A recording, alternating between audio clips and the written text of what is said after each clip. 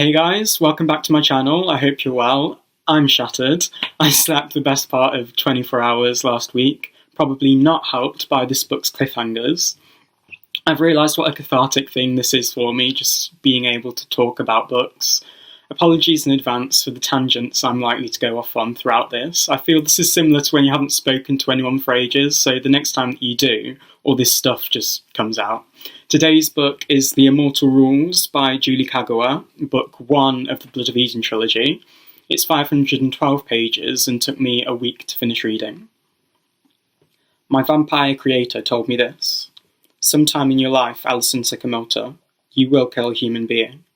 The question is not if it will happen, but when. Do you understand? I didn't then. Not really. I do now. In a future world, vampires reign. Human are blood cattle, and one girl will search for the key to save humanity. She must decide what and who are worth dying for. A legend begins. This has a 4-star rating on Goodreads, but I had to rate it 5. This book is my ideal book to read on so many levels. I have actually read this book before, I'd say around 10 years ago, but I never finished the series, so I decided to reread. The book is split into 4 parts: human, vampire, monster, and wanderer, which all consist of consecutive chapters. So this book uses a first-person narrator. I consider this book to be major teen fiction territory. However, the type of writing, language, and content used, I would say, lends itself more towards the young adult genre.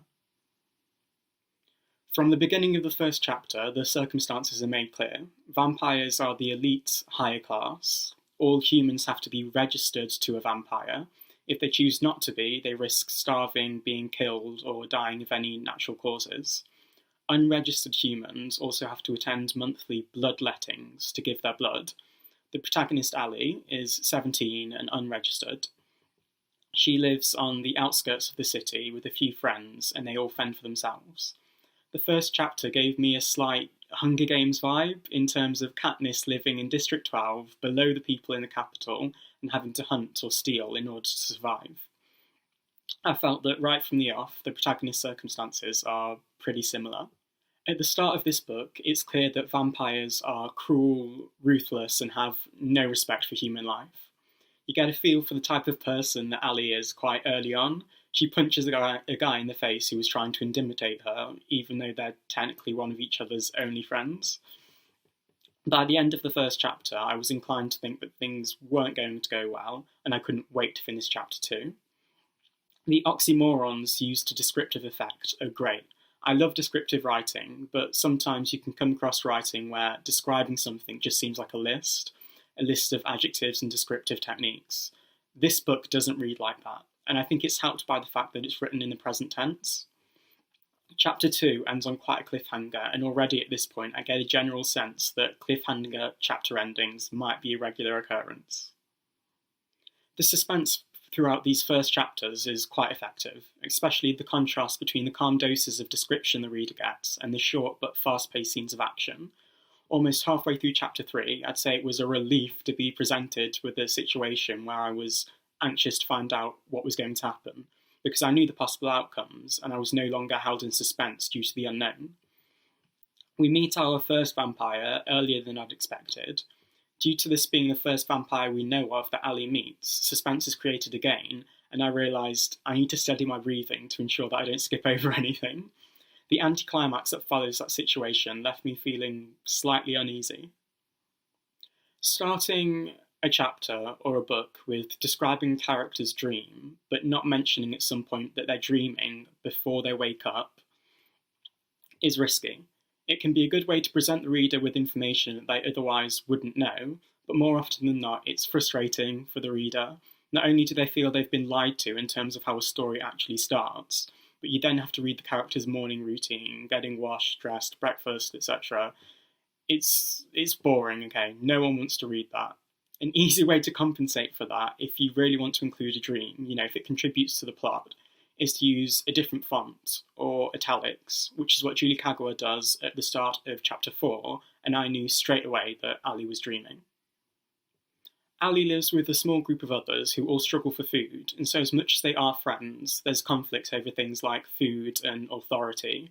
I'm already hopeful at this point for a romance plot, as Ali reveals that she'd shared a kiss with their now leader quite a while ago, who I haven't been given the best impression of this far. The power struggle among this group really addresses how everyone's attitudes can cause friction between people's insecurities. So I spend most of chapter 4 thinking something bad is going to happen, and the whole situation is made more sinister given that this happens in the midst of a storm, drawing close to the evening. I'm not usually a fan of one-word sentences. They can be very effective, but more often than not I find them to be unnecessary. They break up the flow of reading, but the blunt statement used in chapter 4 was very effective, and my jaw dropped. This is all within one chapter, but the ratio and pattern of descriptive scenes to action scenes is so effective. The reader doesn't really get a chance to relax. Every time that I have a chance to take a breath of relief from the tension, I'm presented with another situation that puts me on edge. The sentence, "When I woke up, I knew I was in hell." Wow. My first thought was just, oh dear, what's going to happen, considering what I just read. I was both shocked and impressed at how much had been covered and happened in the first few chapters of this book. It doesn't seem rushed at all, but it's a lot. And yet when Ali is faced with a life-changing decision, I almost felt sick for her. It shocked me slightly because I don't really know her at this point, but I know that I want her to do well regardless. The end of chapter 4 marks the end of part 1, and it's the perfect place for a transition. I couldn't wait to start reading part 2. I love that typically in literature, vampires are written dressed in black or dark clothing, often to portray the gothic or simply dark image that can be created of vampires.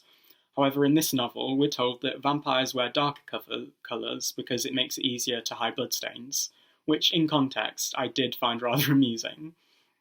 I also find it slightly amusing how often in literature a new vampire swears by, "I won't kill people, and I'll only take what I need." We're told quite early on that isn't going to happen. It's not possible to be a vampire and not be a monster, which in some ways was nice to read. You guys know how much of a romance fan I am, and as bluntly bloody as this might read, it was pleasant to read vampirism written as something other than a teen romance trope. The foundations of vampirism are clarified early on. Throughout literature, vampires are shown to have certain abilities and traits, but different writers will write vampires however they feel. In this book, vampires are able to heal from minor wounds, but wouldn't walk away from a bomb going off from underneath their feet. It's also made clear that enhanced hearing is a vampire trait. Something universal that writers do seem to agree on is that fire does harm vampires to some extent. A wooden stake through the heart in this book won't kill a vampire, but will paralyse them and send their body into a state of hibernation, which, if you're as much of a vampire teen fiction nerd as I am, might sound similar to a certain TV series I'm a huge fan of. Beheading a vampire, or burning them completely, is the only way to actually kill a vampire in these books. They do have a weakness to sunlight. They don't actually burst into flames, but it causes their skin to blister at an alarming rate until they do actually catch fire. As Ali learns about the abilities that vampires possess, she's learning new things. It's all new to her, so the reader is able to learn at the same time. The first time that Ali is put in danger since becoming a vampire is quite amusing, due to her not being aware what she's capable of. She pushes a guy away from her and he goes flying across the room and crashes into a car opposite. By the end of chapter 5, both Ali and the reader have had to come to terms with her being a vampire and how they feel about it. At this point, I know that I want things to go well for Ali, although I don't know what's actually best for her at this point. I'm more curious about her mentor, Kanan. And partway through chapter 6, we do find out a little more about Kanan. It's something I wouldn't have guessed, but once I found out, it did make a lot of sense. However, it did also make me want to know more about his backstory. It was partway through chapter 7 that I realised, out of context, I felt that I could relate to Ali. Becoming a vampire changes her as a person, in more ways than one. It takes her some time to accept that her old life is gone. She isn't that person anymore, and the friends she had are no longer a part of her life. This is her new normal. Chapter 8 touched on further issues that I thought I could relate to. In becoming a vampire, you're still you, but now you have to play by a different set of rules. I felt that I could relate to dealing with repercussions of something that changes you as a person. Ali tries to return to her old life, and her friends treat her completely differently. It's as if before that life-changing event, the years of those relationships have now suddenly been erased. I really felt for Ali. As I said, I felt I could relate to experiencing the turmoil in relationships due to something that's not only beyond your control, but that you also know was in no way your fault. You expect friends to be able to understand and be able to see you as more than just your experiences and the result they've had on you. So my heart went out to Ali at that point, and I was pretty much fuming with her so-called friend. So far, the momentum of the plot had kept me invested in this story, and I was in a constant state of, I want to know what happens next, and more so, what's going to happen for Ali.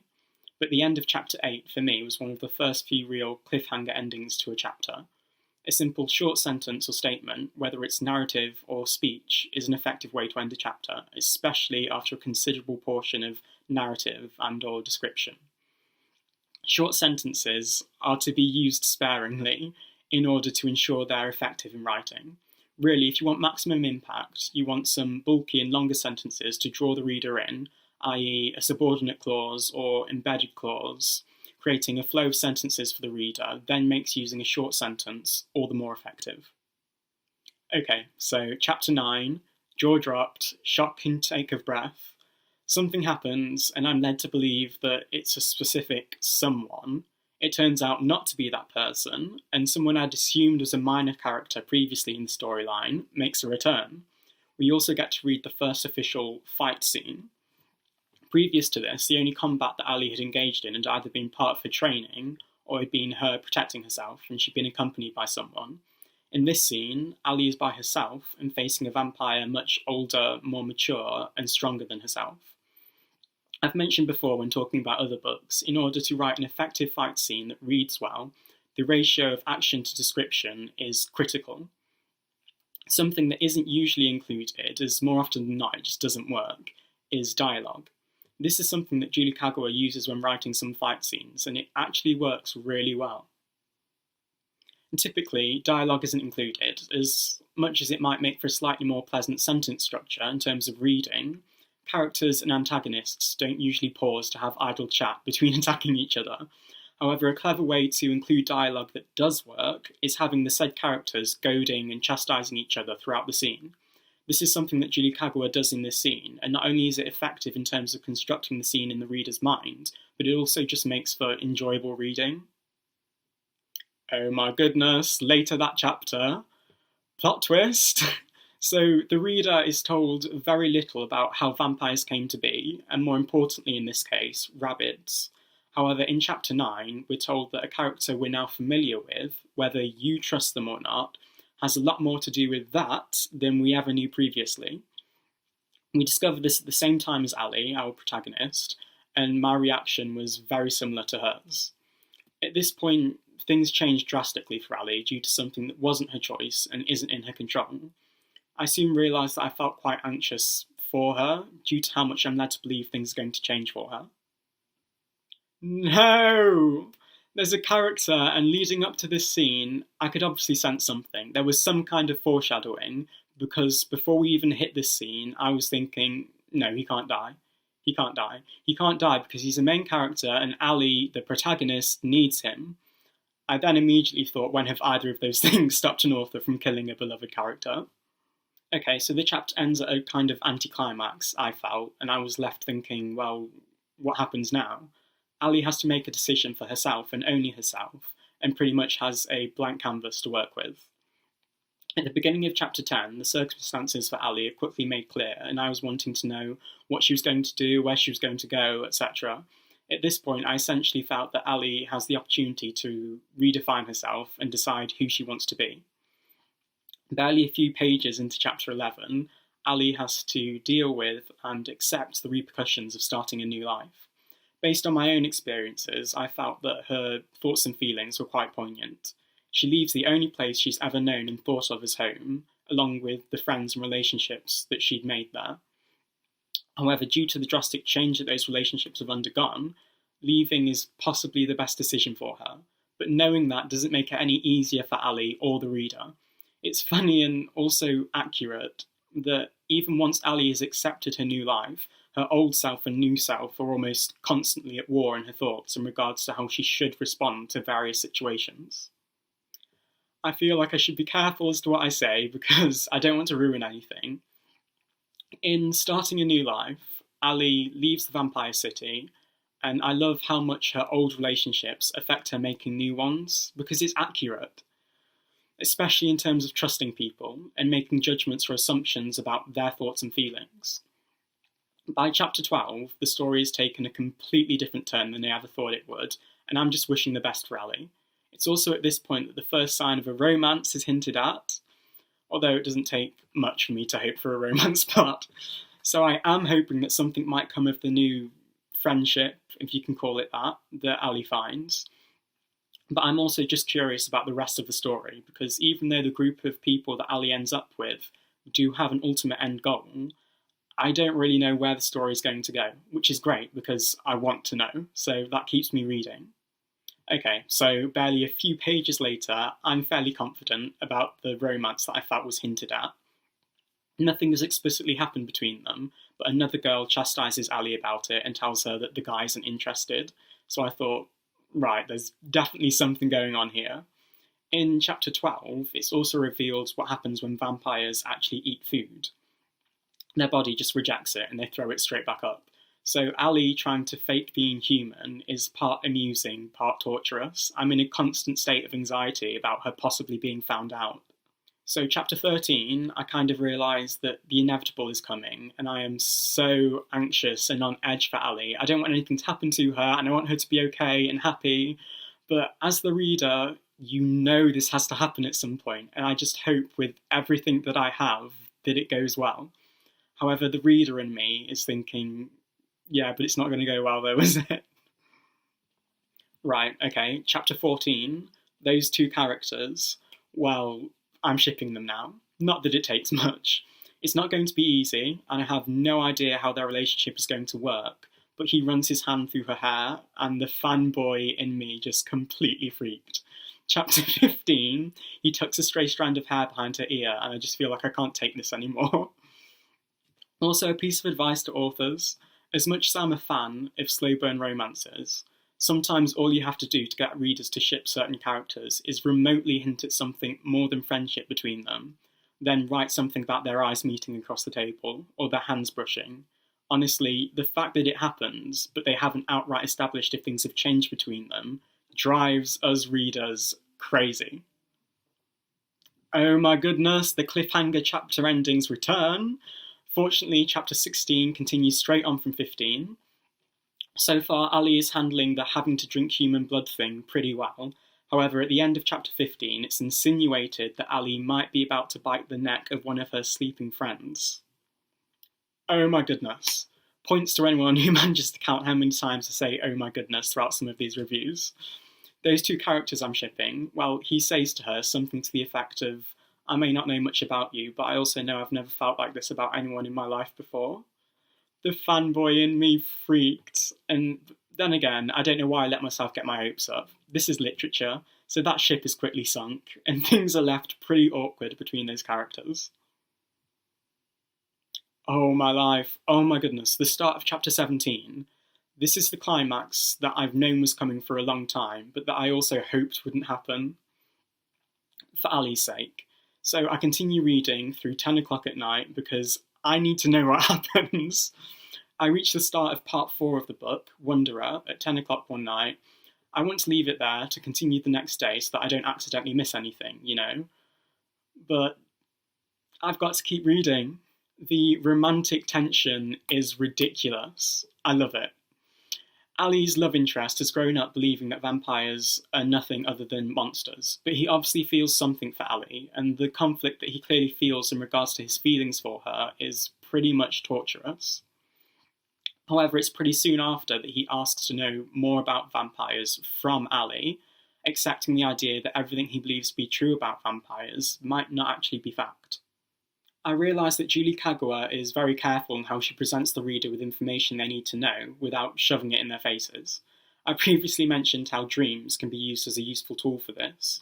In this situation, we know very little about Ali's past other than what we are presented with at the beginning of the novel.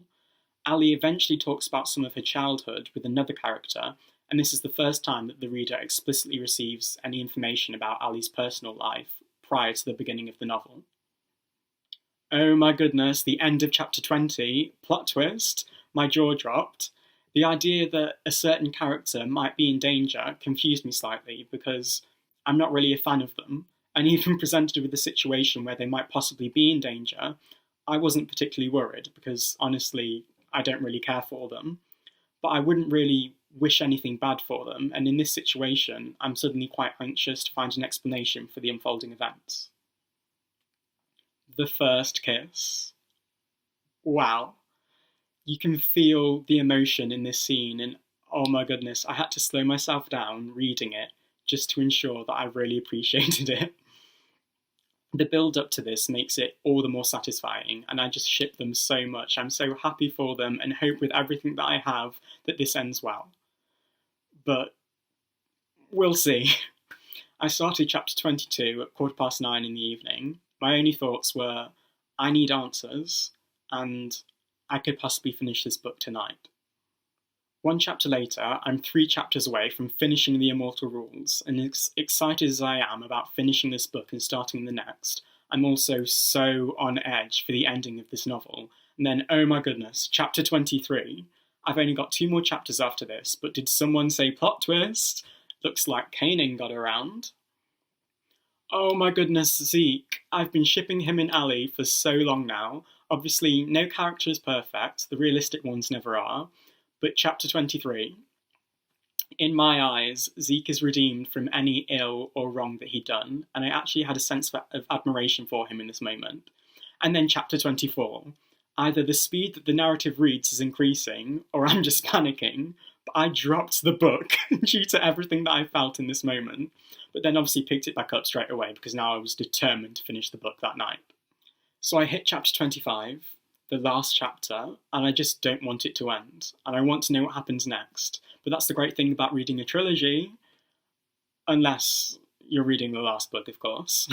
It wasn't long before despair hit. I ship Ali and Zeke so much, but the last thing I need right now as the reader, who has so much emotional investment in their relationship, is a goodbye kiss. No, don't do that to me. Ezekiel Cross, you noble... This was possibly the biggest breath of relief I'd taken throughout the entire book. And then just as I come close to the final pages, it's clear that things might not end well. It's a problem I feel I should have foreseen, but I was so ecstatic for the turnaround in circumstances that I kind of forgot about it. But then, reality check, and I was filled with dread. I feel that it spoke volumes, and I could have cried had I let myself, that Ali has no faith or belief in a god or higher being, and this has more effects if you know about her more recent friendships and relationships. But she says a silent prayer for Zeke, and to say that that touched me does those words no justice at all. I really felt for Ali. Julie Kagawa, no, after everything, as the reader, I deserved more than a rushed and panicked goodbye to an unconscious Ezekiel. Honestly, I did not like the ending, simply because of what a cliffhanger it was. But I finished reading at 10:30 and couldn't wait to start reading the next book. Teen fiction, young adult fiction fans, you should be all over these books. And of course, if you're a fan of vampire fiction, you should give these a read. I will be reviewing the rest of the series, but in the meantime, like and subscribe, hit the notification bell to know when to join me next time, where I'll be discussing the very delicate subject of ebook versus paperback. Happy reading, guys!